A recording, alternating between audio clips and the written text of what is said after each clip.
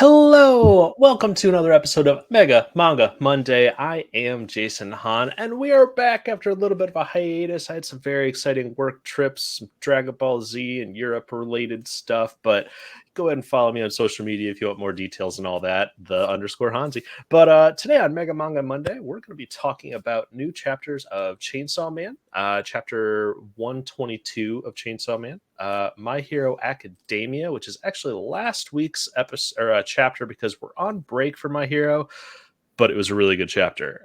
So we wanted to talk about it. I didn't write the chapter names down, so forgive me. Just got back from my trip the other day, so I'm surprised I'm awake. But Chainsaw Man 122, we're going to be talking My Hero, chapter 382, One Piece, chapter 1077, and Jujutsu Kaisen 216. That was another great chapter, and we are very excited to talk about it. But we're going to start with Chainsaw Man. Again, I am Jason Han, writer for ScreenRant.com, host of Mega Manga Mondays, and I stream and do a bunch of other stuff, but we'll talk about all that later. But we'll get right into it. We'll have some buddies introduce themselves. Steven, you want to go first, man? Oh, hey, yeah, my name's Steven, writer for Screen Rant for the anime, manga, comics, and interview section whenever there's a fun person to interview. And but yeah, excited to talk about these chapters. Yeah, absolutely. And how about you, Ben? How you doing today, buddy? Yeah, I'm Ben. I'm also a writer for the anime, manga, comic sections. I'm also a YouTuber, YGO from Zeros. Check me out if you're interested in the Yu-Gi-Oh! TCG. But excited to talk about all the chapters. This was a good couple of weeks for Shonen Jump, I'd say. Yeah, absolutely. We picked an off week to do our break, but we'll be going strong for new ones coming up. And we also got our buddy Francesco. How are you today, buddy? Hey everyone, not great. As you can see, I just woke up with a sudden cold, but still managed to make it here. So I'm happy to chat with you guys. If you can hear me, because my voice must be more terrible than usual. Sorry. Oh no, it's all right, man. I can hear you pretty well. But yeah, Francesco is another writer on Screen Rant, senior comics writer. Puts out a lot of great stuff for DC and Marvel and Shonen stuff. But you can check us all out on Screen Rant if you'd like, but that's beside the point. Right now, it's Chainsaw Man time. Last week's chapter kind of got to that cliffhanger where Asa just comes upon a dead body, and it looked like a bunch of people on a balcony are like staring at her like she murdered them. And then this chapter just kind of opens up away from that with Yoshida and the Famine Devil having a lovely chat at Yoshida's cafe. I'm kind of getting vibes about this cafe. We keep on going back here. There might be something terrible in the midst. Maybe the cook is like a cook devil or something. I don't know. Just be a Devil Hunters cafe. You know, they branched out public safety. You know, yeah, they've got the cafe on the side to raise more money. Hopefully it doesn't turn into like a Sweeney Todd situation where they're like, devils are actually delicious. Denju is onto something here. Like in Taiku from Tokyo Ghoul, but with devils. Yeah, that would be great. I would love that. But yeah, we got a little bit more insight into the Famine Devil. She ordered everything on the menu, which I thought was pretty cute and kind of hilarious. But it was really just a big foreboding, like evil prophecy sort of setup. And I honestly feel like the series has been kind of missing that. Like we've been having a lot of fun, like building up Denji and Asa's relationship and kind of going along for that ride. But unlike part 1 of Chainsaw Man, where you just had like the gun devil threat lingering, we've been kind of missing that. I feel like with part 2, there's been a lot of like little setups here and there, but now we have like this huge ominous cloud of like, oh, all right, well, something really bad's on the way. How are we going to get there? And then I'm kind of summarizing the chapter at this point, but that was probably the bit I really, really enjoyed. I mean, of course, jumping into the insight of just a couple casual people just hanging out in the apartment, and then just, hey, do you think we should go die? Yeah, I think that's a great idea. I I kind of spit toke when I was reading that. I was like, wait, what? Did I miss something? And no, it was a bunch of people jumping out in front of Asa and forming some sort of new devil. But yeah, I would love to hear your guys' thoughts on the new chapter. I feel like we have quite a bit to talk about on it.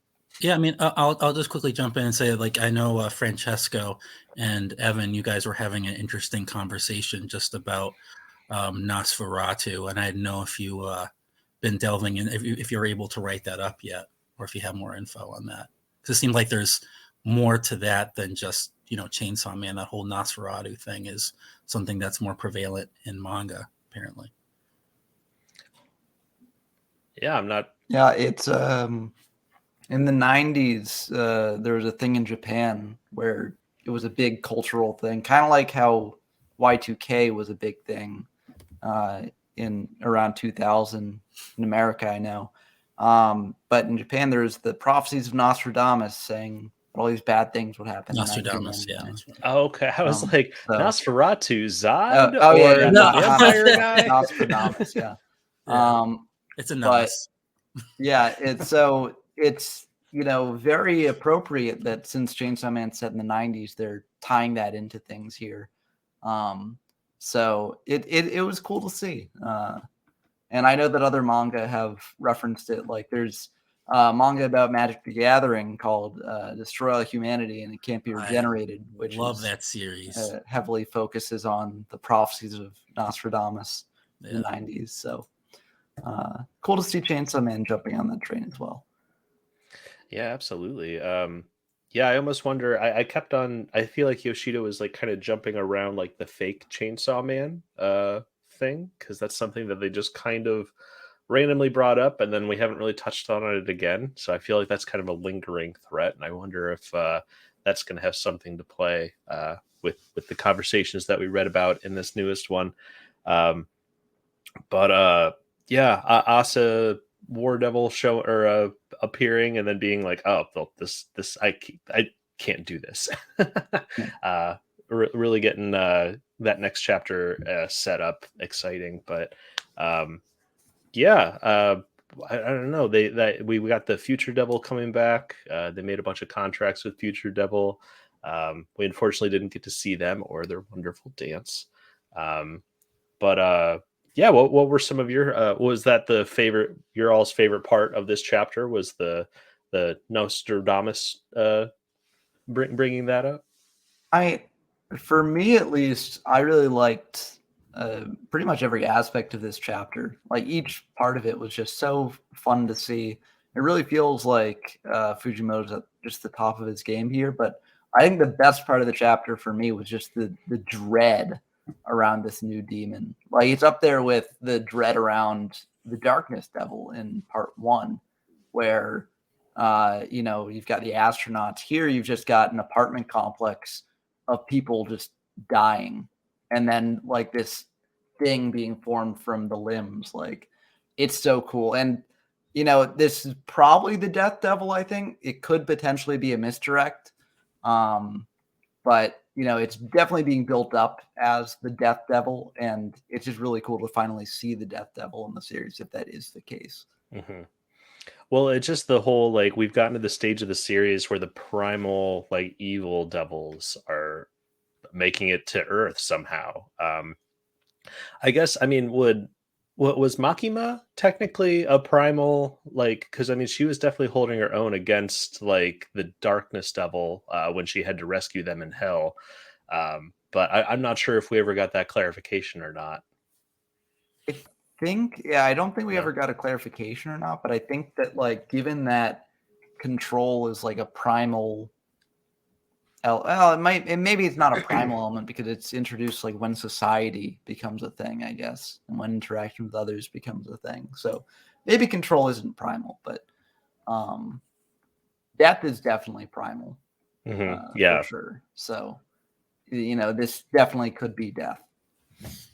Yeah, and I'm curious. Of course, what's going to happen next is always that sort of thing. But I would love it if like Denji shows up and he's just like, "Hey, I just kind of wanted to apologize. I know I'm not supposed to be talking to you right now, and this kind of thing, and like, shut up, we have to fight this primal devil. Like, I just at this point, like Denji and Asa's relationship, wow, it's odd to say, but that's like probably the thing I'm most curious to see how that develops at this point now. Fujimoto just did such a great job of building up those two characters' relationship, which honestly is something that I've really missed about the series, especially I feel like it was since the middle of part one, where, we were really curious on how Denji, Power, and Aki's relationship was going to go. And I feel like we haven't really had that like close bond to gravitate towards in a while. So yeah, I completely agree. I think Fujimoto is just knocking it out of the park right now. The setup is more exciting than it has been for any of the setups of part two so far, in my opinion. Like, finally getting to see Denji was cool. Them going on their date was cool. But this is like connecting it to all the like big loose threads that we were hungry to have revealed at the end of part one. Like, especially with, for me, the primal devils are a really, really interesting concept. I kind of like that in a series whenever they introduce like, the monumentous, just nothing that they would be able to handle anytime soon, just this terrifying sort of thing. And oh boy, I don't know if this beats the space or the darkness devil astronaut thing though. No, like, I'm not there yet, but I was just comparing the two. I think that for sure. No. No, I think that it's leading up to something like that. Yeah. Oh, definitely. I mean, there's nothing as unsettling as people dying like that. So it reminds me of the show Jessica Jones on Netflix. I think that like the show has a lot of flaws, but one of the things it did really well was just this scene where the Purple Man has commanded a bunch of people to basically that first get season? into situations. For those who don't know, Purple Man can like take over people's minds essentially and make them do whatever he wants just with like a mere suggestion. And he's played by David freaking Tennant. So I know, which didn't really. So it seems like the Death Devil may have similar powers, but I just got like very similar vibes for these two. For those two scenes. Happens. Man, I mean, I would like to see Fujimoto try to explore that, just because that show, or that was the first season, and then after that season it kind of fell off for me. But Jessica Jones, I mean, it really impacted me hard because it is a very visceral fear. That would be incredible. I didn't make that connection, but now I'm kind of getting really psyched that it's like, oh, maybe we can go into that territory like Jessica Jones. So yeah, that's cool. That's cool. Probably, I mean, maybe this is reading too much into it, because like if anyone would have the ability to control people, it's Makima, not Death. Yeah. But like it was just similar vibes, and given that Death and Makima are siblings, I don't know, maybe. Well, like it'll be interesting to see, because we don't know exactly what the Famine Devil's power is, but we know what the War Devil's power is. We know that the War Devil is taking objects or people that are important to them or that they have a connection to and turning them into like weapons, right? Which you can sort of read as a similar sort of power to Makima's control of other people. So maybe each of the horsemen have this sort of aspect of being able to make things that they're connected to do things. And maybe that's how the Famine Devil was able to do something with the Eternity Devil and use them to trap them in the aquarium. I don't know. It remains to be seen, but it would be kind of neat. It would be really... I'll go ahead, Francesco. Yes, please. I just want to say that sorry. I really like the chapter, because to me the major flaw in part two of Chainsaw Man was the pacing. Honestly, if there wasn't a part one, I would not be reading this manga right now. Okay. Because too many things have been set up, and then very at very irregular intervals. So you go from like Denji's daily life, well, not Denji, I guess, Asa's daily life, to boom, fake Chainsaw Man. And then you get the whole bit with the aquarium, and then it's back to. So it's been weird, and I really, really like how this chapter immediately almost throws you into the end game of the story by saying, "Oh, guess what? The apocalypse is coming."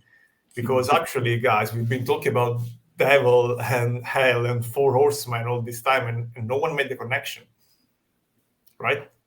So that was huge for me because it gives you like this big thing that's going to happen, and just the stakes. I think reading a story is a lot about the stakes to get you involved, and until now there was really nothing yet in part 2 like that. So this is good.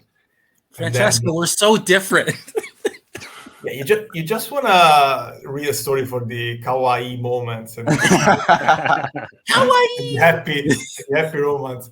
You're basically the cost. You guys have those in the States, the Harmony novels. Harmony novels? So What's a these Harmony like novel? like very cheap novels that are usually about love stories.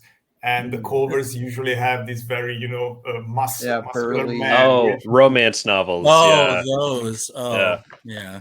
Usually for very frustrated, sexually repressed housewives. Yeah. Those, And Yeah. Steven. The next time we do a podcast, I want you to put that as your subheader.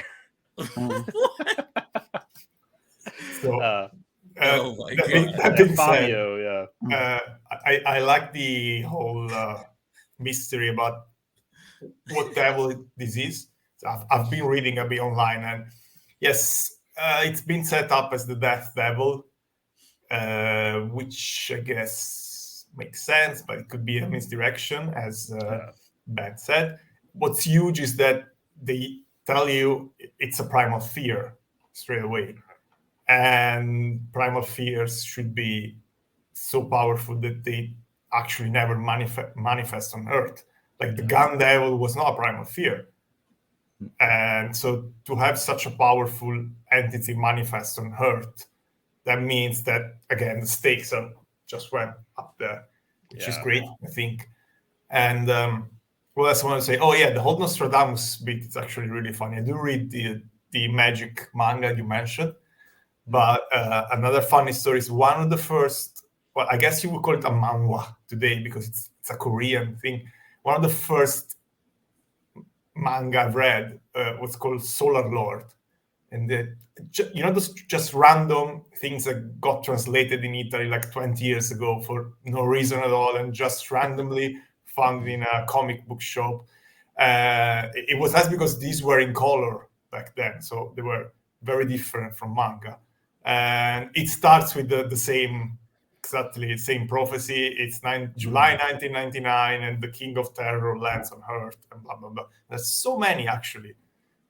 So there was a huge cultural thing in Japan, and it's fun to see reference it. But yeah, very very happy about this chapter. Yeah, absolutely. Yeah, good to hear your thoughts on it, man. One thing Ben said kind of would be interesting, I think, if they ended up. I like the idea of this. I was all thinking it's the Death Devil and Fujimoto just doing a redirect on that. What if it's the Control Devil? Like, what if it's her Nayuta? Like, because I know people have their like Power had her like normal form, and then at the end she goes into like full devil, transformation form. I think it'd be really interesting if like she's kind of hunting Asa down just to because she knows Denji can't shake that feeling or something like that. But I think it's not consistent with how the powers of the Control Devil work. So we've seen that she had to have a direct contact with the people she wanted to control because the chains were formed and all of that. So this looks more like something that happens just because it's manifesting.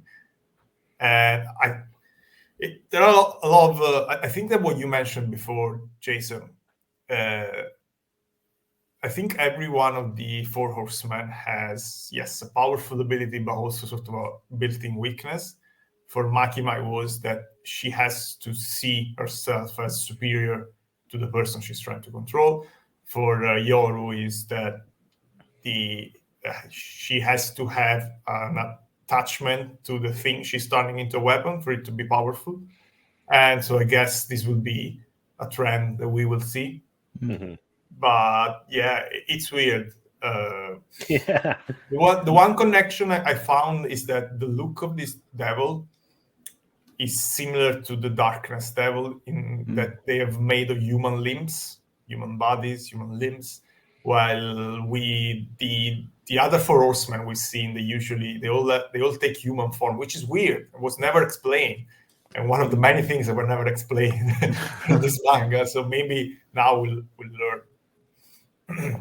Yeah, it makes me wonder if it's like because of what each of the horsemen represent that they manifest themselves that way, right? Like the gun devil is a gun.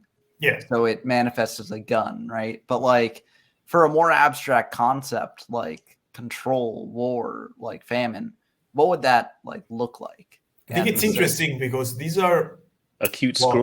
Apparently. If we talk about control and war, these are human concepts. So it makes sense for them to be human. But why famine then? Yeah. No, and I don't know. I think there might be something more to famine. Like it's also important to remember that Death Devil was mentioned a few chapters ago. Like totally out of the blue when Yoshida was having a chat with Denji in the aquarium before they found out how to get out, and it just randomly out of the blue he was talking about dying, and he said, "Do you think that Chainsaw Man will do it for us? Do you think he will eat the Death Devil?"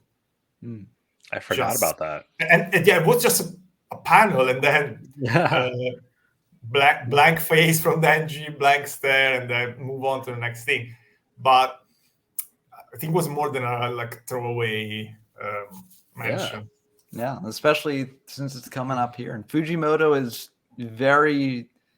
I think that Fujimoto's foreshadowing is like very good. Or maybe not necessarily like foreshadowing as in like One Piece foreshadowing style, but like he's able to like incorporate a bunch of aspects in his story and like roll with them in a way that flows very naturally. And that could be what he's doing here as well. Absolutely. Well, any final thoughts on Chainsaw Man, gentlemen? We're getting to about the 20-minute mark, and we're going to move on to My Hero Academia after this. But yeah, I'm just glad that it was just a 1 week break this time. Chapter coming tomorrow. Absolutely. Excited to read it. Getting y'all pumped for it. So, but yeah, y'all ready to move on to some My Hero Academia? Sure. Yeah. My Hero, let's do it. I don't remember the chapter though. 382, I think. Yeah. Go ahead. I had to run through it again before we recorded. So, but we're done talking Chainsaw Man, jumping into the newest chapter of My Hero Academia, which is unfortunately on break for a week or two as Horikoshi deals with some health. We, of course, send all the energy to him and hope things are okay.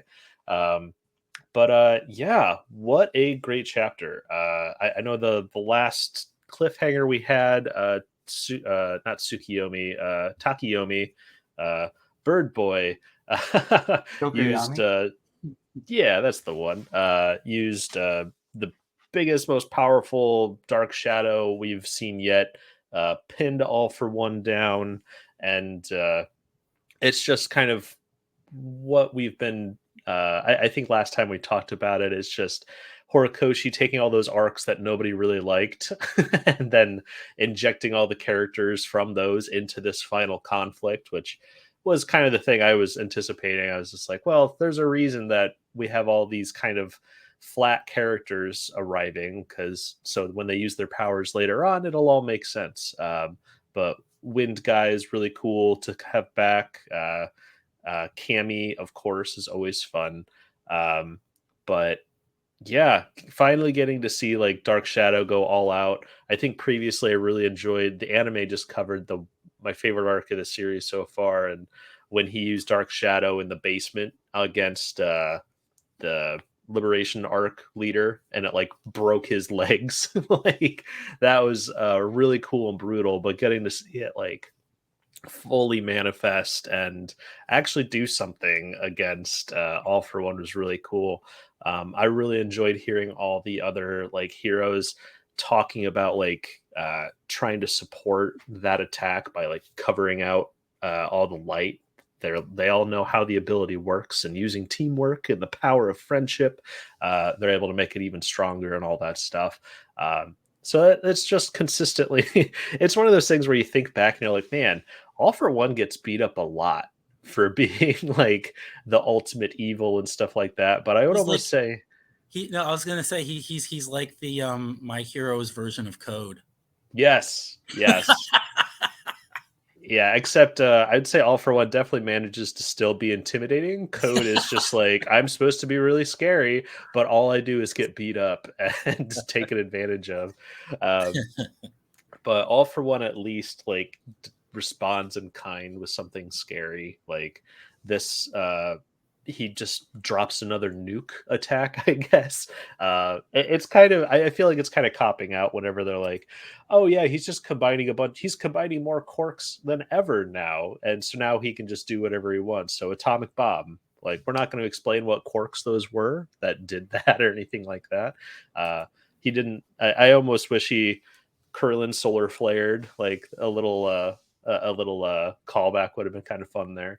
But I mean, I'll say this: I'm very glad that they don't actually specify the individual quirks that All for One is combining to do whatever he does. And the reason for this is if Horikoshi actually did specify what those quirks are, everyone like would be like, well, why didn't he use this and this quirk and this combination at this point in the series to do this and this? Yeah, like it's just such an easily breakable quirk that like if you go into like detail about which quirks he actually has, then you invalidate the entirety of the series basically. So I'm very happy that you know Horikoshi's like keeping it very limited on our knowledge of the sort of inner workings of All for One here. And also I think it would probably distract from the story, right? Like we don't really need to know too much about him. We just need to know that he's the big threat who's very, very powerful in this way. At least that's my take on it. Yeah. But I think they're doing a surprisingly good job of keeping him at bay. But I agree with your viewpoint on that because it kind of keeps the mystery there, and the mystery is the most I would say some of the most important bits of storytelling, of course, but let people fill in with their own imaginations what abilities he's using. But if they did like specify which abilities there were, of course, fans would be like, oh yeah, well, what if he did this instead? Because I'm a better All for One than All for One is. But that definitely wasn't the only thing that happened in this chapter. We we got even further insight into Toga's new ability. Ochako is 100% like focused on taking her down, which is great. I've been wanting Ochako focus for a long time. Of course, we have all these huge battles going on and stuff, but that's just one lingering like relationship and thread that I feel like they've been dangling in front of us since the war arc that I was just talking about. But Steven, go.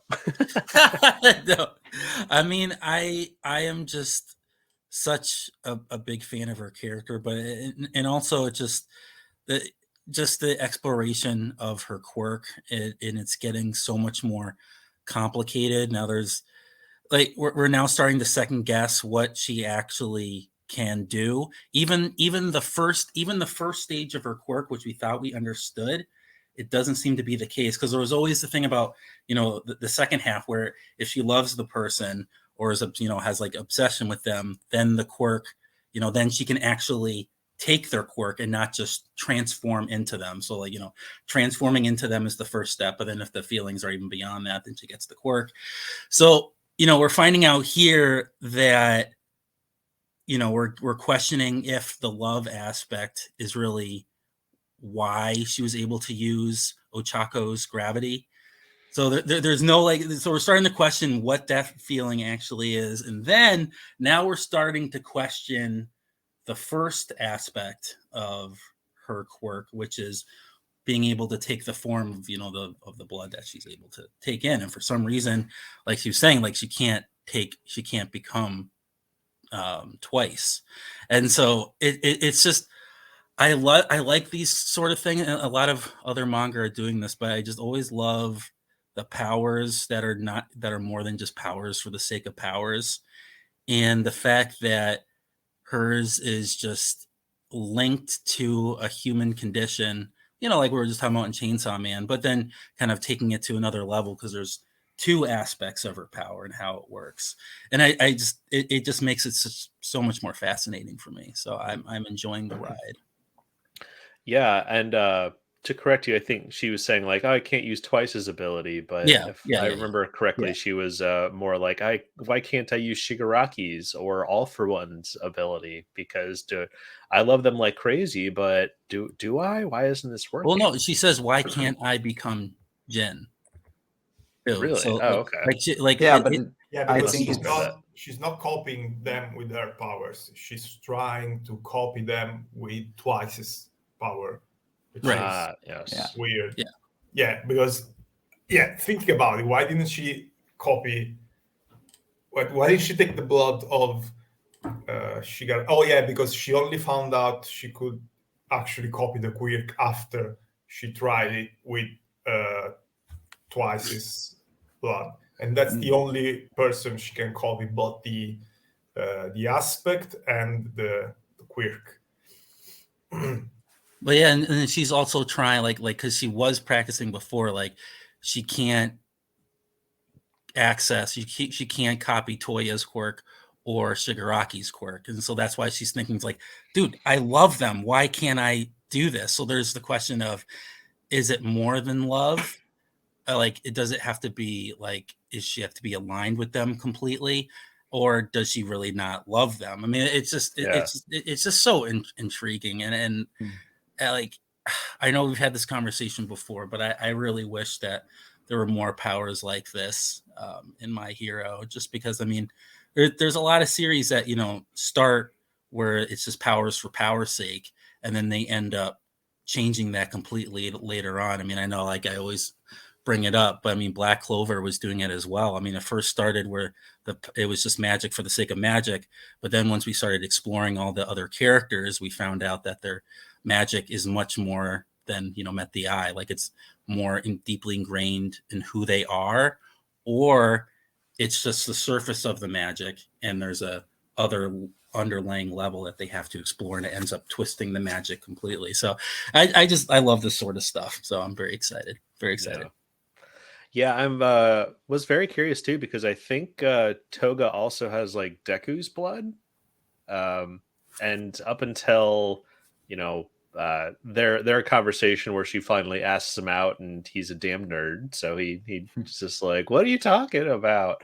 And then she doesn't really feel that way about him anymore. But I almost wonder if she had tried using his blood at that point, if she would have been able to use One for All, which is a scary idea. And I think that's kind of what this latest chapter kind of touched on too, is like, I think that's even the name of the chapter, isn't it? Is like, this could be so much worse. The chapter name is Don't Let Him Go. Oh, okay. Maybe it was the chapter before. I don't remember. Yeah, I think there was something like that that I remember. Or maybe it was a different series that had that. But Froppy says it in the beginning of the chapter for sure. But there's a lot of series we talk about, so it might have been another one. Yeah. But I also think we've been talking about how she's saying this with just in regards to like the fullness of the quirk and stuff, and being able to use all parts of the quirk.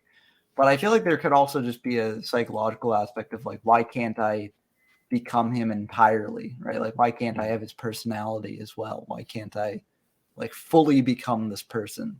And with Twice's quirk, that actually leads to an interesting question of if she could become him and like have his personality as well, could she make a permanent version of Twice outside of herself, right? Like have basically a Twice clone become Twice, but it's actually like her, a clone of her. Like it's an interesting possibility. I don't think the series is going to go there, but there's like as you all have said, like she's got such an interesting quirk. It would be great if there were more quirks like it in the series, or like the amount of exploration into this quirk was given to other quirks as well. But I'm just glad that we get these little bits of it here. So yeah, I almost wonder, because when it was first revealed, Twice's quirk, I mean, it was almost just like, okay, you're kind of doing a shadow clone jitsu sort of like take. And actually like diving deeper and deeper into like what sort of emotional depth such an ability could have is something that I feel a Naruto filler arc could have addressed. But no, let's go see what Rock Lee's Curry's spiciness level is. Hey, the clones went on strike for one filler arc, right? Yeah. That was a thing. It's kind of diving into that. I think there was like a rogue one. I was watching the shitty anime that should not be named. Yesterday, when they made some clones, right? And I was thinking, when these clones go through so much bad stuff, right? What are they thinking when they are like transforming into shurikens and throw at someone and then they die? Like, what goes through their minds? Because then one of the cheatiest abilities that Naruto gets is when he figures out that he can absorb all the experience of his clones. Yeah. So he just has the clones doing stuff, and then when they pop off, they got all their workouts basically. Yeah. And that's like which is the real Naruto. Yeah. Yeah. It's kind of like how if we ever create teleportation, like scientifically. The like, Prestige. Yeah. Great movie. It's like what's real? Who's the real, It's almost like these could have made a much better sequel than what we got. Just saying. Yeah. I would say Black Clover is a better sequel than Boruto was, but My Hero kind of touches on it too. But I kind of love that about the Naruto thing. But I think that is if he also takes on all the trauma of all the clones that they live through and stuff like that. Or like if some of the clones get hungry, is it suddenly compounded? And I'm like, oh, I'm starving now. Yeah. This chapter was good, but I wish we could talk about the episode of the anime that just came out. Oh yeah. It reminded me of why this is the best modern shonen series that we have. Yeah, like when they were playing, like you say, run as all the classmates were trying to reach Deku. Oh boy, that sounds good. It was so good. Yeah, go ahead and I haven't gotten to watch it yet, but go ahead. Like, well, no, you remember the chapter where of course, yeah. It's one of the. I think if the story ended there, I would have been happy. Yeah, I think that's the last good. Like, the final arc has had its moments, but like that. I am enjoying it. I enjoy the sudden arrivals of the old characters, and I enjoy the end of Oren Hawk's fight against Soul for One. I've liked that. There are like fun things going on. Yeah, but I won't lie, guys. I cried more than a little when I watched the episode. Oh yeah, it was. Wait, where is it? Where's the anime at? It just covered the one where Class 1A brings Deku back. Like, oh no! What? What do you mean? Oh no! No, but isn't that? You should know that Steve doesn't like anything that's food. No, because isn't that every time I'm surprised? No, because like when they bring him back, that's when everything is fine. Like it drove me insane because it's like we have this great part of Deku where he becomes this dark thing, a manifestation of darkness, and then as soon as he gets back to UA, everything's fine. Like it's as if nothing happened. Oh, well, we haven't gotten to that quite yet. You know? Well, that's what I was referencing when I went, oh god. That makes sense because it didn't become bad. It was just Oh, yeah. Yeah. But He it's like- tried to like- do everything on his own, and he was basically forgetting about the teachings of his teacher. But it's just like he got nothing from it. Like he didn't bring anything. No, I think he did. I think he did, because after that he gets, well, he stops being, I have to do everything on my own, and he relies on other people more, which is And I think that maybe some of your disappointment after that is because, in my opinion, that was the last moment where the series was like great. Like this final arc has been like good and stuff, but like that was the last peak like that the series has reached for me, and maybe it will rise to a new peak as it continues on. Star and like, Stripe was epic. I liked her. That was good. That was like a fine sort of thing, and I think the anime will do a great job with that. Yeah. And I honestly hope they end this season with the Star and Stripe. Yeah, same. I think that'd be a fight. perfect ending, and very foreboding for the final, hopefully the final arc of the anime, or final season. I'm really hoping that they're able to. Obviously, the manga hasn't finished yet, but I would love it if we're only getting like they do one more season, or maybe a season and a movie. That'd be great. I don't want a season in a movie. I just want a season, like because kind of like going back where we were talking about, like where Deku, taking some darkness with him. That's why I got really excited. It was a couple of chapters ago, or many chapters ago. I'm losing track of time. Is when he was going through that transformation, and it seemed like he was kind of losing himself, and that was when I believe it was Lemillion who was able to talk him down. Yeah, and I got so excited. I'm like, holy crap! Is this where like we're finally going to see that side of him? Like, there's that little bit, because there has to be a lingering. Well, that was the lingering. Yeah, but the point is that that was not the good thing, right? Like that's not him being good. That's him being that's actively bad for him, right? So like it doesn't make sense for the series to then have that pop up and him embrace it and it be presented as a good thing. Well, he doesn't have no. Like I don't want him to embrace it. No, I mean like I want him to struggle with it more, because it just seems like if that's all we're gonna get out of it, then what was the point? Like I think that was the callback and the payoff for it. God. Because I feel like if Deku didn't have that moment where the class like proved to him and revealed to him that like you can rely on us too. If he didn't have that, then that moment with Lemillion wouldn't have worked. I think that Lemillion trying to be like, no man, that's exactly what he wants. He wants you to freak out. You need to rely on us, and we need to do this as a team. And that's when he calmed down and he's like, and that's good. Like I feel like that's a good stepping stone. But if it just ends there, like I feel like it's you have to remember that this is a story that's been working towards its end since like 2 years ago. Like this is not One Piece or Dragon Ball where they're not gonna end it soon, right? They have all the time they want. Like this man is clearly tired and he needs to rest, and so he's going. He has the finish line inside, so he's not gonna give you more, even if maybe it would be the right thing to do story wise. But he has to get things. He has to get things done because he has that finish line inside. So he wants to get there, and Well, speaking of moving on, and I actually have one more thing I want to say about My Hero. Speaking of finish line, because I feel like we've got a hint of what All for One's finish line might be. Because I think that this chapter and him getting younger in this chapter sets up why he was reluctant to use Aries' ability in the first place. Because I think that he's just going to de-age into nothingness. But he said that. He said that. Oh, okay. So he did. Okay. So I guess it wasn't a new reveal. When he used the drug, he said that basically they have beaten him because now he's on a clock. Yeah. And before that clock runs out, he has to get to Tomura's body and take over.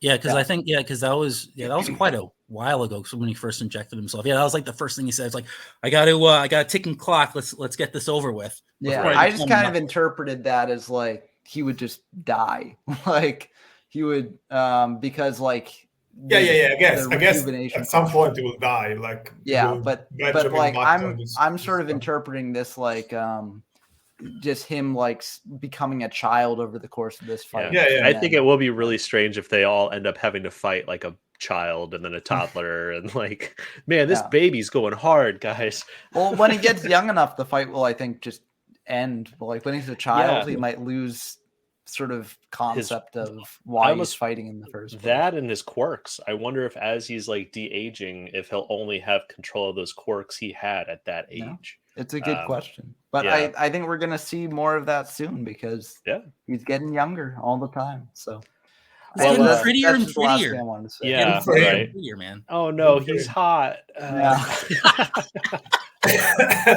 you not find his original form hot? With the missing face. Yeah. Missing face. Stop looking at me like that, all for one. It's making me think things. A come hither look. Yeah, exactly. Well, I feel like we could talk about Hot, All for One, and Dark Deku for a very long time, but we'll go ahead and transition into One Piece, which we had a lot to talk about, like always, with that as well. But that'll wrap up My Hero Academia Chapter 382, One Piece 1077. Officially titled, was it, I think, or why did you take so long? Something along those lines? Yeah, should have noticed sooner. Yeah. Should have noticed sooner, right? And we get a great cover page that actually very exciting. I feel like, well, first of all, it's Gastino and Judge with a thought bubble of Vegapunk above them. And they're almost like, okay, it was actually all Vegapunk's fault, which makes me wonder if they're going to be heading towards Egghead as well. I called this almost 6 months ago. I don't know. Before Vegapunk even appeared. As soon as we got the cover story of Caesar escaping from Whole Cake Island with Judge's sons. Yeah. I even wrote an article about it, and I said Matt is gonna get back together. Clearly, so called it. Yeah, it's coming together. I really hope so, because I would love to see. I mean, of course, just like Sanji having to kind of not reface his trauma, but now that he is a more capable, fighter and all that stuff, I'm very curious to see that all come together again. Also just really curious, like, do you think Judge and Germa would side with the Straw Hats against the world government and stuff like that? I think they'd side with Vegapunk.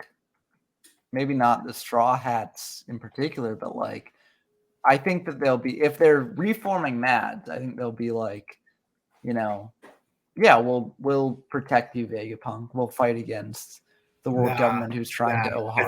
I think they're going to do the opposite. I think they're going to go to the world government and say, now if you lost Vegapunk, here we are, everything you need.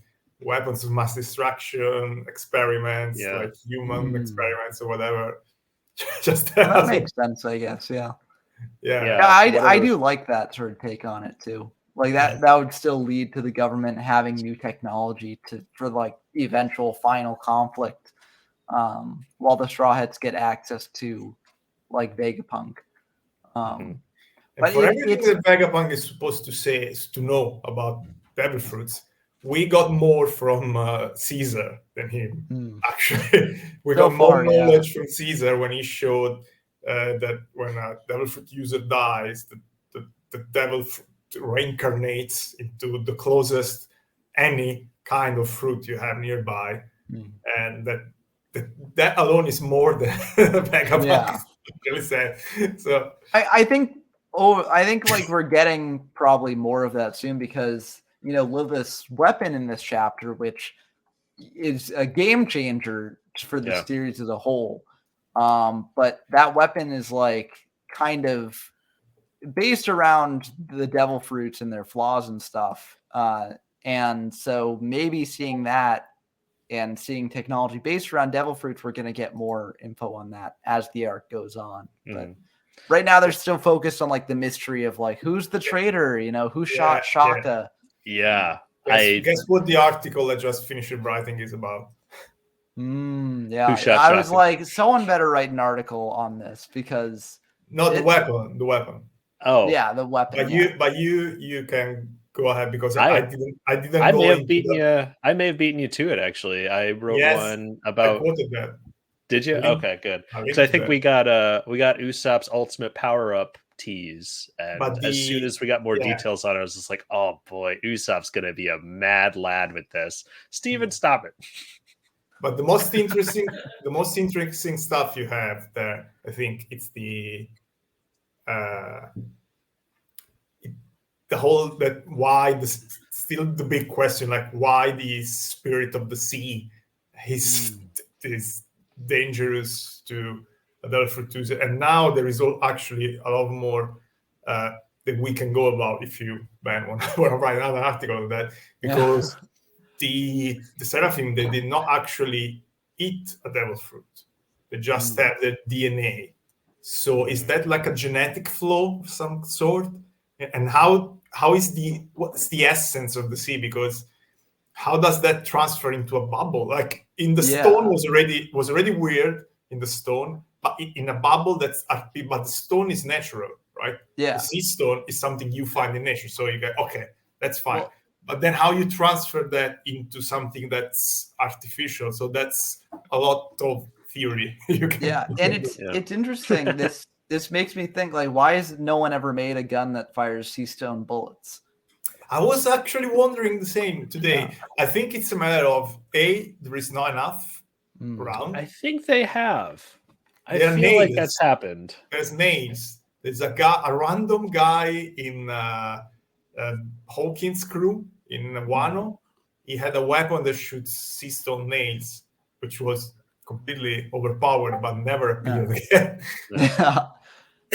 Oda realized, we can't have people running around with this, or else that kind of invalidates. Like, why do you need to learn hockey to take down, like, Kizaru and so on? Like, if you can just fire a bullet at them and just take them out that way.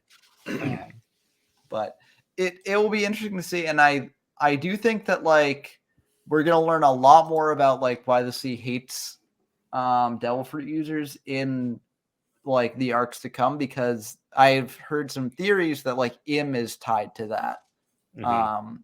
Because, like, Im clearly hates, like, Luffy, and the world government hates, like, powerful devil fruit users as well. So, like, I don't know, maybe there's something there. And we know that the elders are named after planets, so not a stretch to think that, there'd be someone named after Earth, and then they're named after Earth in the sea.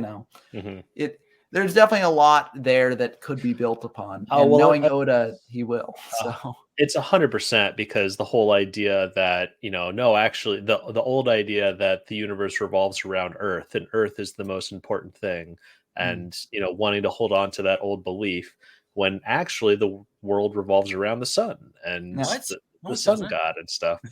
Oh, you this is why Steven doesn't like One Piece, because those Earth flat people, man. Oh boy.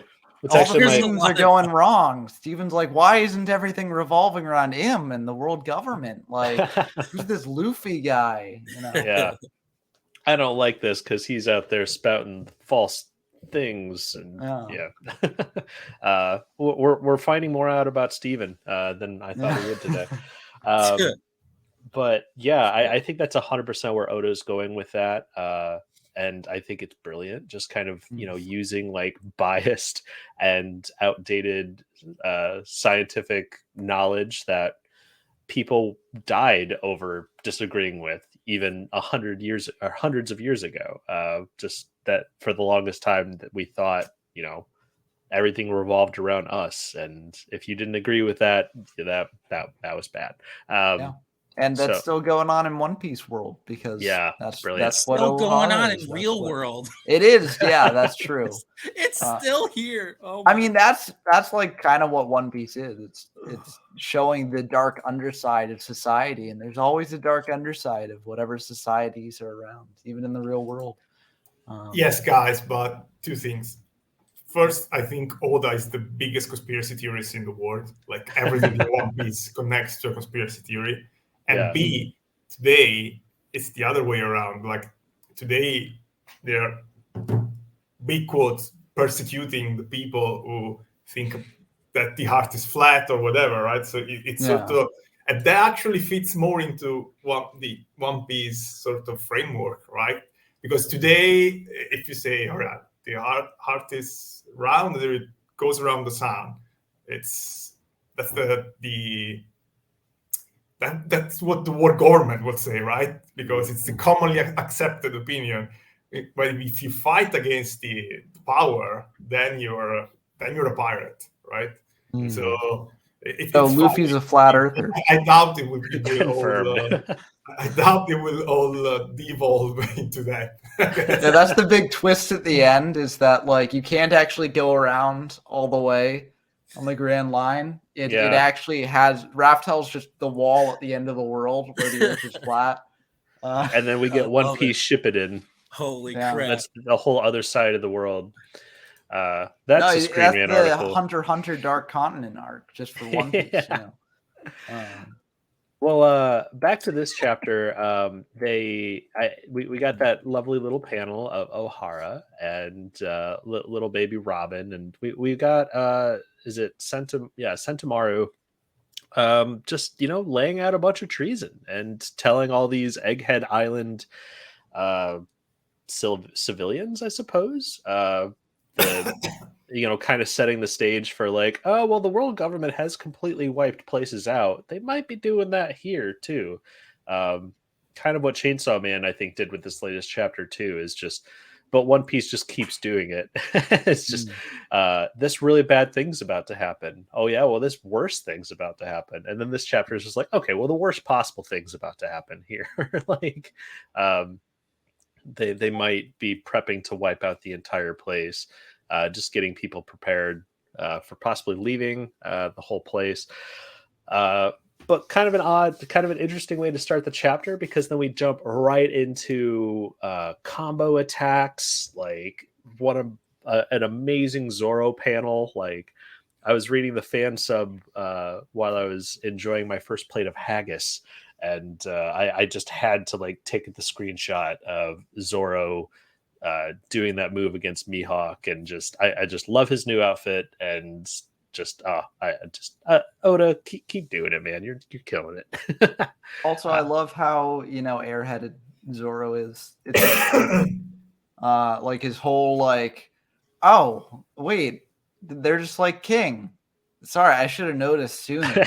And I was like, yeah, you really should have. Yeah, that would have helped a lot.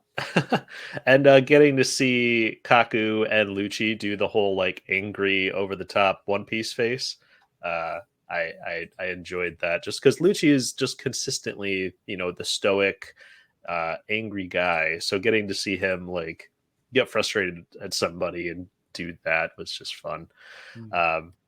But then we get some confirmed Nami and Usopp. Or is it not Usopp? Nami. Frankie yeah, Usopp. Yeah, they're going against the Jinbei Seraphim. Nami's group. Nami and Brook and Sanji are going against Jinbei. Yeah, and Sanji for the save. Yeah, it's part of the Sanjitution. Which I'm very curious what the pun was in the original Japanese, because I feel like it probably wasn't that. Yeah. But yeah, it's cool to see Sanji have like an actual like epic moment again. He also got the inverted eyebrows. Yeah. It's switched around. So it just felt like a classic Sanji moment. Mm-hmm. Yeah, absolutely. And then a classic Usopp moment too. We got I was worried how the Hancock Seraphim thing was going to work out with her ability and stuff, but I think Oda has kind of handled it pretty gracefully. It's just like, oh, that's a cute little girl, rather than like Hancock being like, oh my god, she's so hot. Like unfortunately, it could have gone that way, knowing manga. Like, yeah, that's what I was worried about, because there's been some questionable things especially I'd say Black Clover's pretty bad with it. What? Just drawing very very I heard young. Black Clover. Yeah, there's some series that draw young characters very overly sexualized, and I'm glad but Oda. the worst, like there are two main offenders, I think, in this film, and one is Murata from One Punch Man, who is clearly a person who just wanted to draw porn. Like you can feel it. I mean, at least he tells you that his characters are a lot older, like in their 30s, like officially. So technically it's fine, but it's clear. Like sometimes I think, okay, so the reason why there's such a active fan base of One Punch Man fans who love to redraw Murata's characters, even more sexualized. I think he knows. I think he goes on Reddit and looks at them and says, I'm going to do more than that. This is what you want? Okay, I'll do more. And then you have, because in the last chapter, I just want to say, so the past few weeks, there's been a huge debate in the One Punch Man community about the big question if Tatsumaki, who is this female character who is drawn like a child, she is 27, whatever, but she looks like a child. Big question if she was wearing panties or not. Oh, I saw you post this. That's right. Yeah. Because she has a very revealing outfit, right? So people were wondering, does she not? And guess what? The last chapter comes out, and there is a panel specifically. It was like the focus of the chapter. To show that she does indeed wear panties. And it was done just for that, because it was not in the webcomic. It was just, so he clearly reads the Reddit. Yeah. Well, he was a One Punch Man fan to start with. That's why he started making the manga, right? But the worst of them all is Horikoshi. Like, Horikoshi is literally drawing kids, and they should not look that way. Like, there's the Invisible Girl cover. I mean, that's. Oh, well, I even heard like that apparently got released. Yeah, go ahead. The explanation was like, well, they asked me for a drawing and nothing ready, so I just in general, if they ask me for a drawing to use for something, I don't say, well, I don't really have anything on hand, so here's some child porn that I drew. Would this work? Like, it's not a normal response to that question.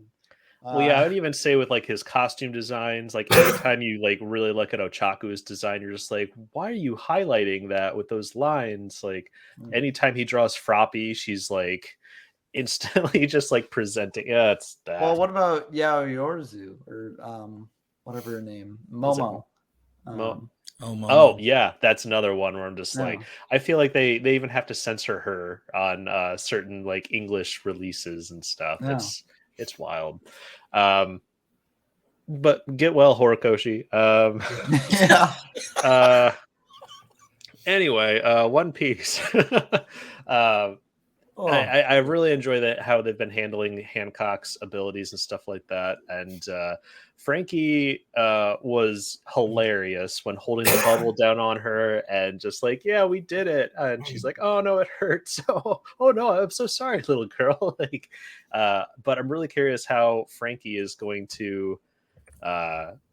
Did we get a panel of him being completely stonified? Yes, and I actually wanted to point that out. This is the first time that the Straw Hats lose a fight, like clearly and cleanly, since the time skip.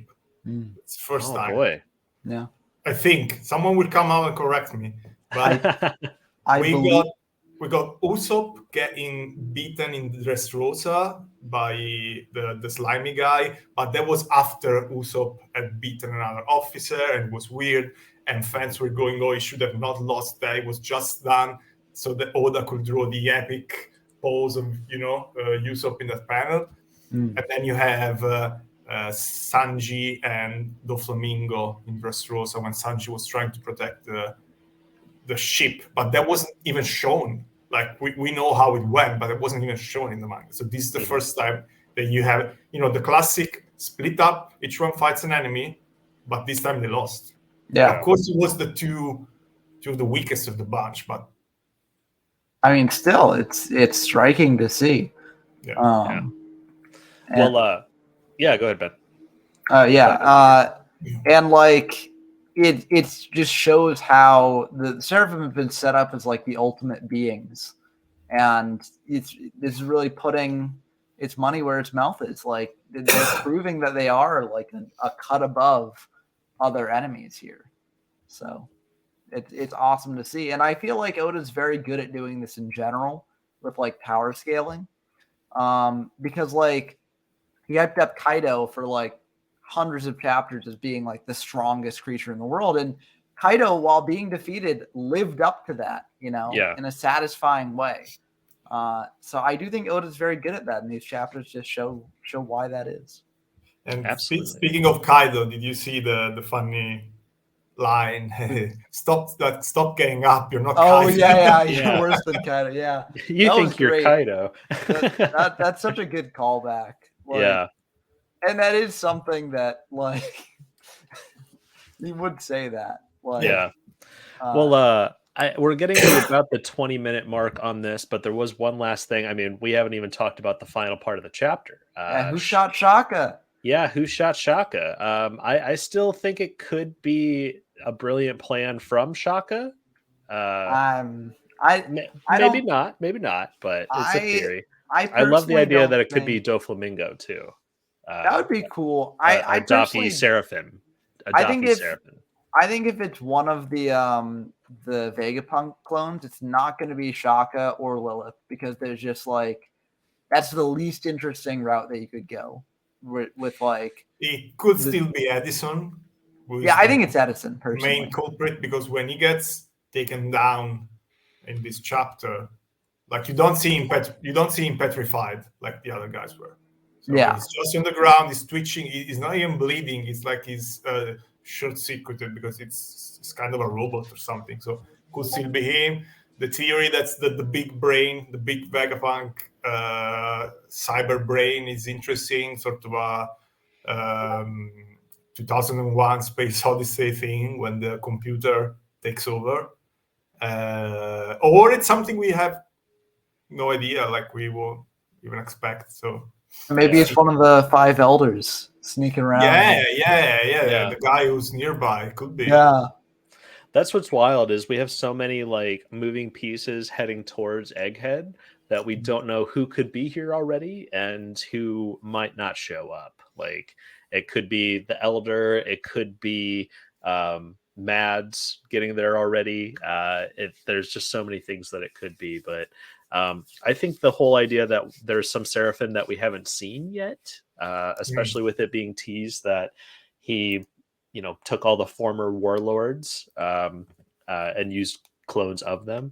I think it would be really cool. I mean, everyone just loves Doflamingo so much. I think it would be kind of disappointing for a lot if we actually don't get a reason for why there's not a Seraphim of Doflamingo, or if they didn't make one because they're just like, that guy's too much of an asshole. We don't need another. Well, Seraphim. If they didn't make one, it could be because he was a celestial dragon, right? Oh, and it's like blasphemous or something to try and clone one or something. But I personally like the idea of Doflamingo having a Seraphim. I hope that we get to see that. But yeah, same. Well, because we know Doflamingo has no problem with just shooting people in the head. So even if it's his own brother, or his dad. That guy was a jerk. His dad. No, Doffy. Well, guys, I think we're about out of time for One Piece.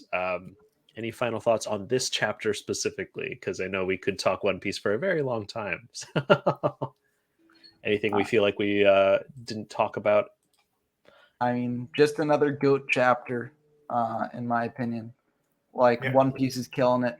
Vegapunk is maybe my favorite arc of the entire series. Wow. Or it's building up that way. Like Marineford, Annie's Lobby, those are definitely higher. But I think if Oda pulls off Egghead Island, because I just love all the reveals that we're getting, and because Vegapunk's been built up so much, it could easily just be a personal favorite arc of mine, I think. Yeah.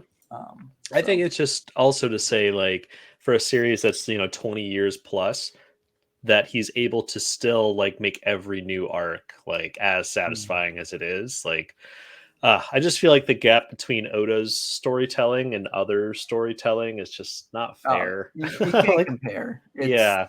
I mean, and I feel like that only makes sense because, like, even if you get like a masterful storyteller like Fujimoto, for instance, who's grown in prominence recently, like that only gets revealed for like the very short-term scale, just based on how the manga industry has changed over time. Mhm. Whereas Oda's genius lies in long-term storytelling. So it's hard to get a comparable talent like that in the manga industry as it currently is set up. But Absolutely. Yeah, that's another thing I think we could talk about for a long time too. Is like, do you think we could ever? I mean, I don't feel like the current setups would allow for another Oda. I think it's amazing that he's able to do what he is doing. Yeah, I mean, the author that gave me the closest vibes recently is honestly the author of Ginken Luna. Like, I thought that had a lot of early One Piece vibes to it, but it seems like that's wrapping up very quickly now, which is very unfortunate. But and actually, too, I mean, I'll just jump in. Like, I was sharing some of the screenshots because I'm still catching up on that, but I piggyback on that because there's that one scene at the end of chapter 7 where I'm like, holy crap, is that Luffy in female form? It's just like, is it really wrapping up? It seems like it, yeah. But this could just be like a Fujimoto-esque setup of like, here's the ultimate big bad, and things are getting intense, but then there will be more. But I feel like it's probably wrapping up now. And a lot of reveals are coming out very quickly. And it's like, if this had been spread out over a long period of time, it could have been something special. But interesting. It's just the environment isn't built for that anymore. So yeah. I mean, I would say like, Francesco and Jason, like even if it gets axed, I mean, I would say read it just because, I mean, you know how I am with One Piece, but I'm reading it. I'm like, oh man, this feels like One Piece. So like if it does get axed, I mean, it's going out on a very high note, in my opinion. So I'd be excited to see whatever the mangaka makes next. But check it out if you haven't already, people in the audience. Like, good series. A good recommendation. And I have to give Steve his due. He's been talking about Dan Da Dan for ages. And I've recently read all of it, and it's amazing. So, good. Cool. Yeah, I haven't talked about it much, but no, I'm it's definitely a different cat. To me, that's on the level of My Hero Academia, but it won't get the same recognition because it's a lot more Japanese. Yeah. So My Hero Academia is scattered to a Western audience too, which is great. While Dan Da Dan is super Japanese, but the quality of the story, the character, the art. Yeah, the art, man. I don't know. Like he just like there's some where there's just like spreads. Guys, we're kind of moving into recommendations. We should probably move into JJK chat so we can wrap it up. And then nothing really has been happening in the most recent JJK chapters that's worth talking about, right? Speaking of coming to an end, I definitely feel like JJK is getting there. Like, if y'all have not caught up to the series, if y'all like dropped it a while ago, because it was too much filler, all that stuff, catch up to it now because things are happening and it's getting intense. I will say I was disappointed by the most recent by one thing in the most recent chapter, because I've sort of been going throughout the Culling Game arc saying like, no, all the fights aren't necessarily filler because he's going to bring him in at the end, right? Gege's got plans for these characters. They're being set up for the final arc. Shibuya killed so much of the cast. But then in this chapter, 2 of them come back, and Ishiguro just gets immediately killed. So Mr. Pompadour no longer has a pompadour or a face or a full head. That was disappointing. I liked him a lot, but he was definitely kind of a one-sided character, just a very battle horny. He was the least appealing out of all of them. Yeah, and Uro is still interesting. And Uro's still around, so we may see more of her. And I guess this is sort of setting up Sukuna's power level, but we don't really need that setup because it's Sukuna's Sukuna, right? Yeah.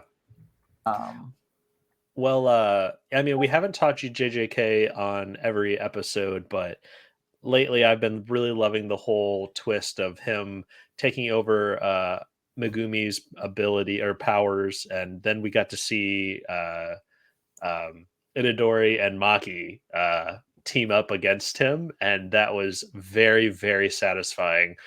For me, I've just always been kind of curious on I know not to pay too much attention to power scaling and all that stuff. That's definitely not the focus of most storytelling. But with that being said, very curious on Yuji's abilities without Sukuna. I was wondering kind of how much of Sukuna cursed energy he was kind of pulling to be able to do some of his feats. And I think these latest chapters revealed none. Everything that he's done feels like it's been his own power, and getting to see him actually kind of work toe to toe with Maki right now, who is just unbelievably awesome in powers and abilities and stuff like that. Getting to see them work toe to toe against Sukuna was very satisfying. But that was last chapter. In this chapter, we kind of got more.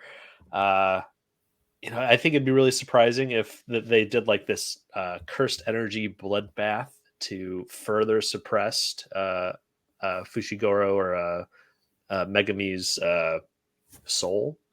I think that would be a very kind of unsatisfying way for him to be dead. But Sukuna's actively going to kill his sister, so if he's going to resurge, I think that will be I think we'll be getting a moment there. We'll see. And the reason why he's killing his sister is important there, because he's basically oh yeah, I'd ignore Yorozu normally, but Yorozu's vessel is important because if I kill the vessel, then that will essentially bury Megumi's personality forever.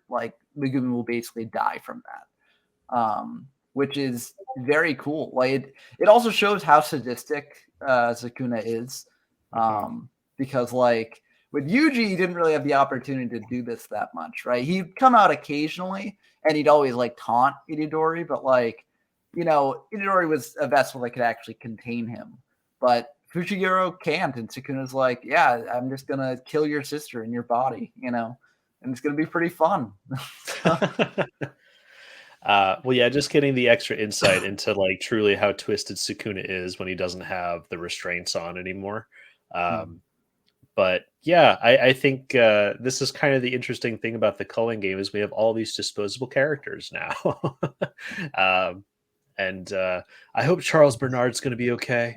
The most powerful character. Oh my God, I forgot about that. Yeah. He did have a pretty good ability from what I remember. Yeah, it was he can kind of against... tell a second into the future. So I think that'll be useful if he doesn't die immediately. It's just going up against Hikari is Hikari was one of the most powerful sorcerers in the series, period. He's not going to play that much of a role here, probably because he can't. Sorry, guys, because I don't read this manga too much. Yeah. But I was just wondering, what was the power of the guy with the pompadour who got just wrecked? He could just fire lasers from his pompadour. It looks really cool. Every time I have a peek at this manga, it just reinforces my idea that's just a bad copy of Hunter x Hunter. He tries so hard at doing the same stuff with the complex set of rules, but the delivery is so much worse. So I think that they focus on different things, because I actually think that Jujutsu Kaisen Shibuya Incident arc is a better version of the Chimera Ant arc. And don't go there. Come on, you can say no. My reasoning for it is that the Chimera Ant arc is incredible, right? But it's really bogged down by this sort of idea that this is all happening over a couple seconds, and it dives so deeply into which part to it. The part where they're invading the palace. the powers Yeah. Oh, from the I don't Chimera. think it's what The Well, need I for liked it. narration. I you say liked it's bogged it, down but- because you read it. It took like 10 years to read it. Yeah, well, So you have the this- narration is out of hand there, Oh, right? no, Like, I like you love can. that. Oh, Like, man. I I totally love that agree. arc, and It's I out it's of a hand. cool concept. I think it's a out cool of hand. concept. yeah. But then if you have to read it through years and years, of course, the Yeah, like I mean, I got caught up when the Chimeran arc had finished, so like I got to read it in one go, and even then, it's like it was cool. I liked it, but it was sort of bogged down by that. Like the narration was sort of very heavy-handed, and it kind of had to be. But like, it was. The Shibuya very Incident heavy. arc in I gotta Jujutsu put the screen up. I Kaisen need to see basically everyone's takes a very similar premise in terms of like going through like the time period and analyzing all these different aspects of a large conflict over that time, and it just compresses it and like streamlines it down into just the pure elements of it. And so I do think that like the two series are being very similar, but like Jujutsu Kaisen does make improvements on certain parts of Hunter x Hunter. It also is a lot worse than Hunter x Hunter in certain parts, but like Wait, the what does two it series improve? succeed in What, different what ways. does it improve upon? I'm just curious. Like, I'm not trying to put you on the spot. No, yeah, and I think that it like its action is a lot more streamlined, and I think that like it may have as complex a power as anything in Hunter x Hunter. Like Hikari's, yeah, but it Power doesn't was deliver because but the powers in Hunter x Hunter are complex, but Yeah. when you read what they do, you understand most of it. Yeah. Like you can understand. So I always think that Togashi should have been a games designer, right? Because that's clearly his passion. That would have been awesome. To be a good game designer, you have to design rules that can be as complex as you want, but they have to be easily understood when people are reading them, right? Which, the difference is that when I read Jujutsu Kaisen, I have no idea about what's going on. Even if I try, like you can feel it in your head that the things he's trying to explain, they make sense just for him and not for you. Yeah. Most of the times. When if you go on Hunter x Hunter and you read the rules that he lays out, you go, okay, these are hard, but yeah, it makes sense. Yeah, no, and I agree with that. Like, I think that Jujutsu Kaisen had a lot of complicated concepts that doesn't communicate clearly at all, which can make it somewhat more confusing than Hunter x Hunter. Yes. But I think in terms of its like action and fights and like the general plot of it, it's a lot more straightforward and a lot more exciting in times than Hunter x Hunter is. It scratches a different itch, right? They're both based on very complicated like magic systems and power systems. But Hunter x Hunter sort of uses that complexity to tell like a deeper and like richer like story that operates on a different level. Like the Succession Contest is a lot of like politics, right? And like political maneuvering. It's less like actual fights. Whereas Jujutsu Kaisen is taking that framework and it's telling a more standard shonen action story. Whether your mileage with each series will depend on how you enjoy each sort of story. I always enjoyed that when they explain Nen for the first time, you go and say, wow, that's actually something that could exist in real life if you just suspend disbelief because he talks about, it's weird because he puts in place so many concrete limitations on the power that you go, that makes sense. Like, it's like vital energy, but usually it's leaking out of your body. You find a way to keep it in, and it does weird stuff, right? Yeah. When in Jujutsu Kaisen, it's just, the sorcerer, and they have cursed energy, which is a thing that exists because reasons. It only reasons.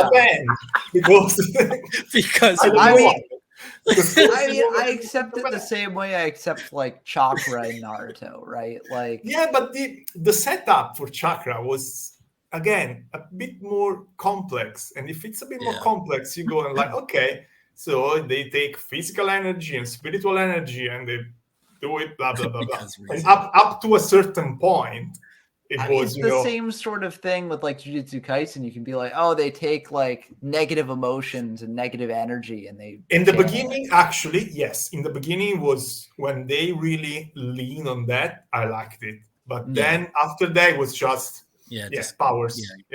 Yeah. Well, except this latest. The one thing I liked about this latest chapter was they kind of took that. They brought that whole dynamic back, but then they made it really twisted. I like that sort of crap. Yeah, with the bath. It's like, whoa! Like I really enjoyed it because it took that.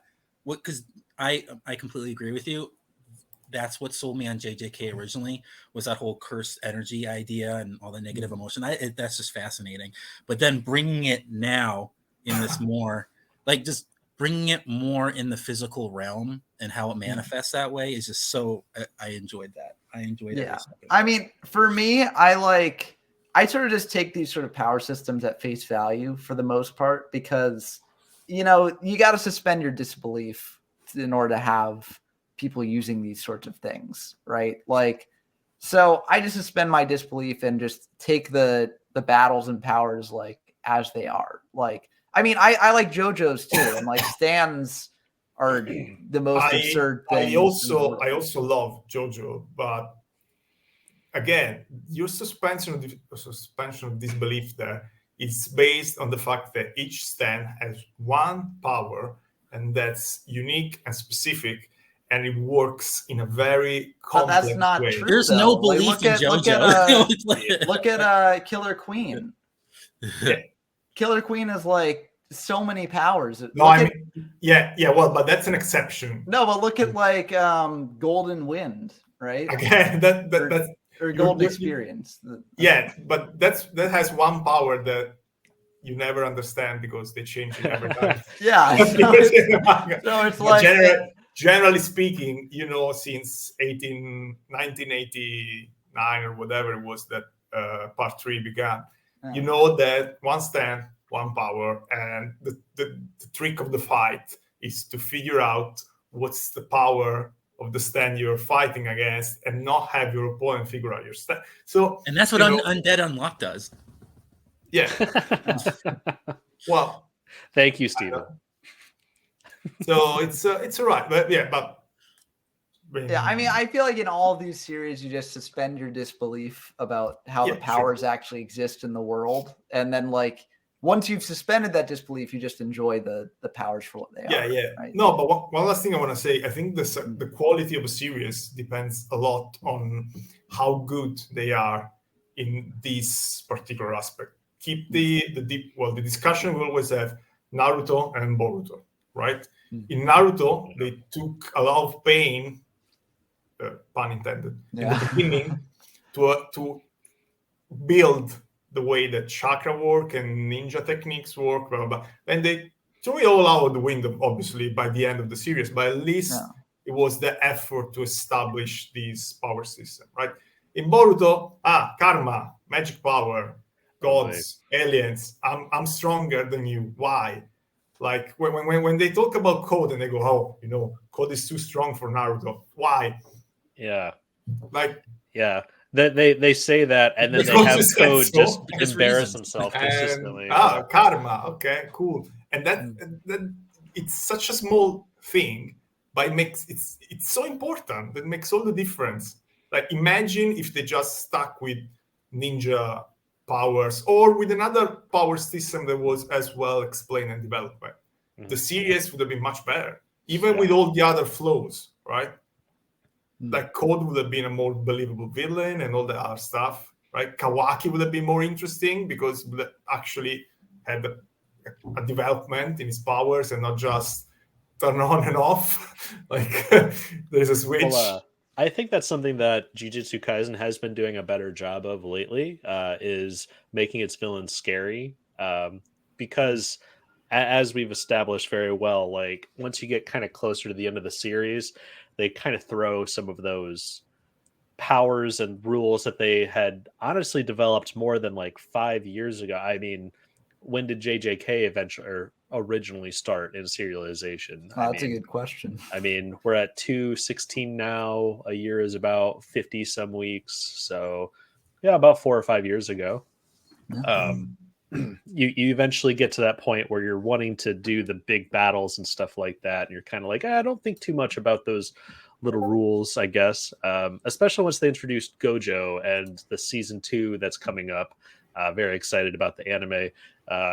Actually, like if I remember correctly, kind of dives deep into why Gojo is just so ridiculous. Like, yeah, it because explains his powers and stuff. Yeah, But- he's like consistently balancing cursed energy and anti-cursed energy. Again, it's very complicated. Blue, but, red, purple. yeah, stuff like that.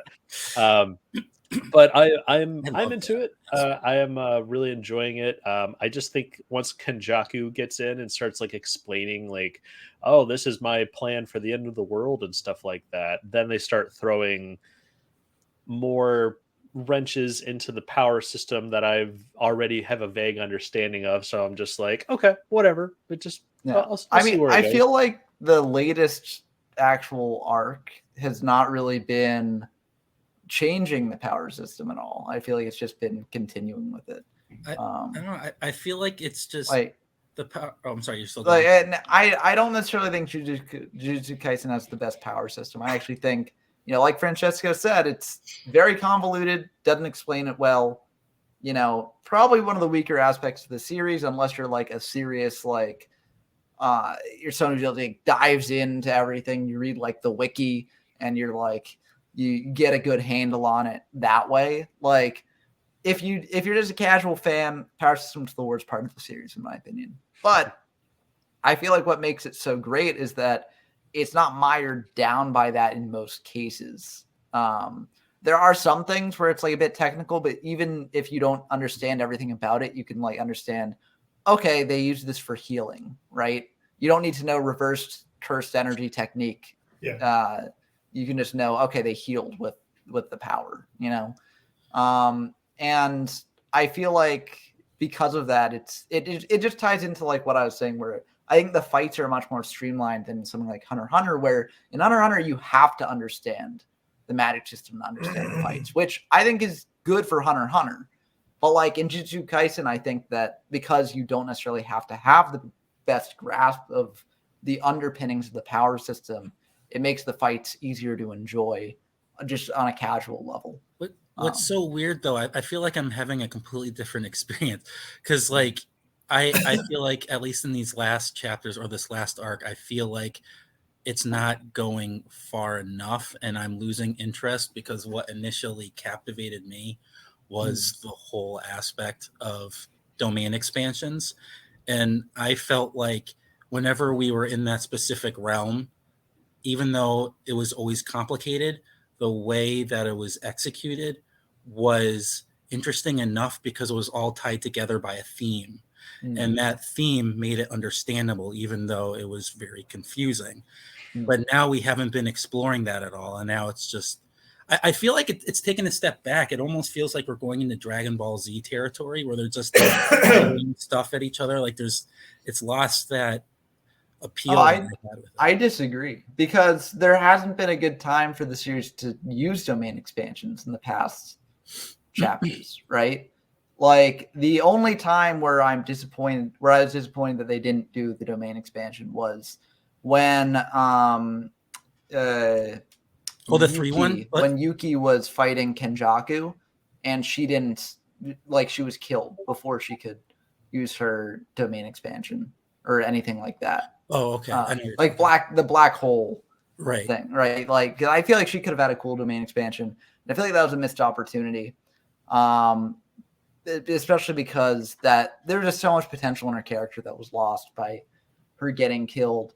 But I feel like other than that, like with this Sukuna stuff, I don't see an option where it makes sense for him to go into his domain expansion, right? Like, his vessel is restricting what he can do with cursed energy now. Like, the shock of him taking over Megumi was like a big thing. Like, there just hadn't been an opportunity to have a battle with a domain expansion in a while. So, which is unfortunate. Yeah, I mean, it's just like just for me. I mean, that's what cemented it, or even just Gojo's powers too. Because even though it was so complex, again, there was that theme, like you couldn't really understand it, but at the same time, you could see how and why it was working that way because it always had the underlining theme, and it's like, oh, I like that. Even with the explanation of the reverse cursed energy, like the negative times negative times negative. It's like, oh, okay, I'm seeing that, I'm understanding, and I really like that because it was creative, and I feel like we're just moving away from that, and that makes me really sad because usually I don't think we're moving away from that. Like, well, what makes you think we're moving away from that? Because there hasn't been fightings like that, fights like that. Like we haven't had that. We had. I mean, I think the Yuki versus Kenjaku was very thematically. Which one? The one between Kenjaku, like happening over like Tengen, right? In Tengen's domain, right? I remember the fight between Gravity Girl and the fight right before Kenjaku. Right? And Chozo, they were fighting, and like again, like she had pretty complicated powers, but like you could understand the gist of it and on like a casual level and understand what the fight was. Wait, what was her power again? Like basically mass manipulation. So she could like manipulate her mass and the mass of her cursed tools, and like she made a black hole at the end of the fight. Oh yeah, okay. Like yeah, I mean, like that was very much in line with what you're saying. But then immediately after that, we have just had times where, first of all, there wasn't fighting going on because there was diving more into like the soldiers invading the Culling Game, all that stuff. Right. And then we had Sukuna taking over Megumi, where it didn't have really the opportunity for that because that was just Yuji and Maki versus Sukuna in a body where he can't really use cursed energy techniques as much. So like Yuji and Maki are not real cursed energy fighters. They're just kind of melee fighters, right? They just punch. And I guess like I don't want to like focus on like the negatives so much, but I think let's wrap it up. So okay, no, okay, then I'll just say I think at least with that last fight, why I didn't resonate is I'm not, and I was saying it in the last episode too, where I feel like these other characters, just for me, I'm not saying like that they're not fleshed out enough, or I don't care enough about them. Like especially like even with Yuji, like we're getting Yuji back, we're getting Megumi back, we're getting that focus, but that focus has been gone for so long that there's just nothing tying me to them, and it's frustrating because I've been waiting for Yuji. Like, like, come on, let's bring him back, and now he's back. And it's like that's a great point. You'd love him because he suffers so much. Well, I feel like that's kind of one thing that JJK has really not done very well is it's a very reactionary series. Like most of our characters are just consistently reacting to what just happened, rather than getting the insight of like what their goals are and how it's changing them as people. And it's definitely a different series compared to like My Hero Academia, where we are just consistently getting what their aspirations and goals are, but we're not diving too deep into most of those characters. And JJK just keeps on introducing new characters and big things happen, and then they're reacting to that. At least that's just I think that's a good take on it. Yeah. And that's sort of the story won't be for everyone. But I'm personally fine with it because a lot of the stories that I consume are like that anyways. So. That's all that matters at the end of the day. I am still enjoying it. So yeah, like if you want a proactive shonen series, I think it's just One Piece. We recommend One Piece here at Mega Manga Monday. Like most shonen protagonists are more reactive. All right, guys. Well, I think we're about hitting our time limit today. But it's been great talking JJK, My Hero Academia, One Piece, and Chainsaw Man. We'll be talking again next week. I don't know if we'll be talking about all the same series, but looking forward to more discussions with y'all. But you can find us all on screenrant.com. We're also going to have links to our projects and stuff like that in the description. But I think we'll go ahead and probably cut it off here. But thanks again for your time and thoughts today, guys. I hope you enjoyed it. Bye. See y'all next time. Peace.